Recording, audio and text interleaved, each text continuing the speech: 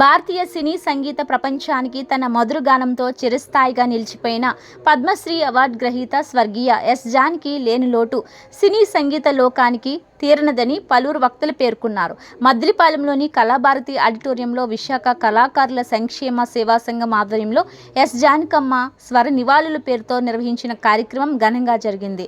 ఈ కార్యక్రమానికి మాజీ రైల్వే బోర్డు సభ్యుడు, ఫిలిం బోర్డు సభ్యుడు జీవి రామచంద్రరావు ముఖ్య అతిథిగా హాజరయ్యారు. కార్యక్రమాన్ని జ్యోతి ప్రజ్వలనతో ప్రారంభించిన అనంతరం ఎస్ జానకి చిత్రపటానికి పూలమాల వేసి ఘనంగా నివాళులర్పించారు. ఈ సందర్భంగా మాట్లాడిన వక్తలు 5 దశాబ్దాలకు పైగా వేలాది పాటలతో కోట్లాది సంగీత అభిమానుల హృదయాల్లో చెరగని ముద్ర వేసిన జానకమ్మ గాత్ర మాధుర్యం చిరస్మరణీయమని కొనియాడారు. ఈ కార్యక్రమంలో మాజీ డిప్యూటీ మేయర్ దాడి సత్యనారాయణ, గంట్ల శ్రీనిబాబు, జనార్దన్ తదితర ప్రముఖులు పాల్గొన్నారు.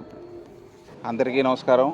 ఈరోజు విశాఖపట్నంలో కళాభారతి యందు విశాఖపట్నం కళాకారుల సంక్షేమ సంఘం ఆధ్వర్యంలో శ్రీ జానకమ్మ గారికి ఘన నివాళి అర్పించడం జరిగింది. దానికి చాలామంది సంగీత కళాకారులు విశాఖపట్నం సంగీత కళాకారులే కాకుండా ప్రముఖులు కూడా వచ్చి చాలా ఘన నివాళులు అర్పించడం జరిగింది. కొన్ని వేల పాటలు పాడినటువంటి, పలు భాషల్లో పాడినటువంటి ఆ జానకమ్మ తెలుగువాడి గుండెల్లో సుస్థిరమైన స్థానాన్ని పొందినటువంటి ఆ జానకమ్మని ఎవరు కూడా మరవలేరు. మన మధ్యన లేకపోయినా కూడా ఆవిడ ఎప్పుడు కూడా విశాఖపట్నం ప్రజల కళాకారులే కాదు, సినీ సంగీత కళాకారులు కూడా ఆవిడ యొక్క దీవెనలు, ఆశీర్వాదం ఎప్పుడు ఎల్లవేళలా ఉంటాయని మనస్ఫూర్తిగా ఆ తల్లికి ఈ కళాభారతి వేదిక యందు శ్రీ విశాఖపట్నం కళాకారుల సంక్షేమ సంఘం అధ్యక్షుడైనటువంటి జనార్దన్ ఆధ్వర్యంలో జరిగినటువంటి కార్యక్రమానికి చాలామంది ప్రముఖులు వచ్చి ఘన నివాళి అర్పించడం జరిగింది.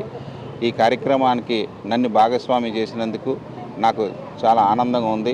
ఎందుకంటే జానకమ్మ కోసం మాట్లాడే భాగ్యం కలిగించినటువంటి ఆ కళమ్మ తల్లి నిజంగా ఈరోజు ఆవిడ లేకపోవడం కళాకారులే కాదు, సినీ సంగీత కళాకారులే కాదు, కళమ్మ తల్లి కూడా ఏడ్చేటువంటి పరిస్థితి.